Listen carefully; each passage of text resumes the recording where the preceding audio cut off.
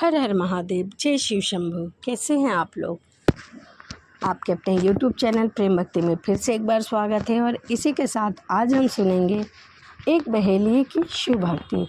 तो आइए मन में माता गौरा भगवान शिव का ध्यान करते हुए आगे की कथा सुनते हैं। एक गांव में हरिया नाम का एक बहेलिया रहता था। वह गांव में जाकर जाल बिछाकर चिड़िया, कबूतर, तोता और अन्य पक्षियों को पकड़ता था। फिर उन्हें पिंजरे में बंद करके रख लेता था और गांव के बाज़ार में जाकर उसे बेच दिया करता था। हरिया के घर में उसकी पत्नी शोभा भगवान शिव भक्त थी।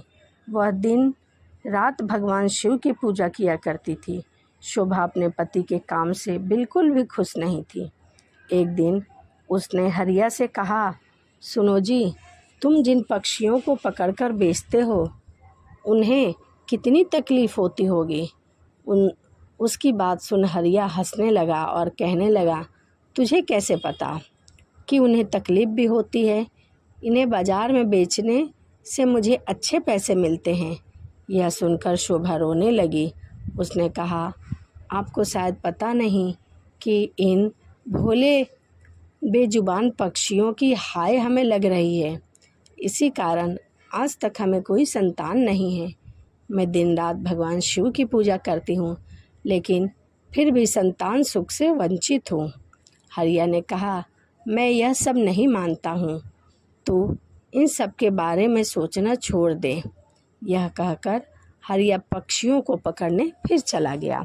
शाम को हरिया पिंजरे में पक्षियों को लेकर आता है और झोंपड़ी में रख देता है। अगले दिन फिर से हरिया पक्षियों को पकड़ने चला जाता है। तभी कोई घर का दरवाज़ा खटखटाता है। शोभा दरवाज़ा खोल देखती है तो उसके सामने एक ब्राह्मण अपनी पत्नी के साथ खड़े रहते हैं। शोभा उनसे कहती है कि महाराज, आप कौन हैं?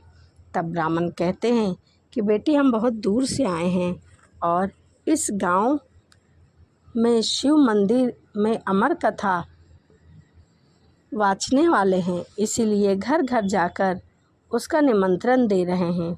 तुम भी कल से अपने परिवार के साथ कथा सुनने अवश्य आना। यह सुनकर शोभा बहुत खुश हुई।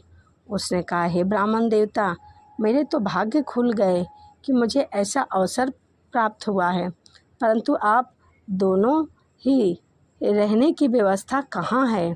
तब ब्राह्मण ने कहा, बेटी, मंदिर के पंडित जी ने हमारा रहने और खाने का इंतजाम मंदिर में ही कर दिया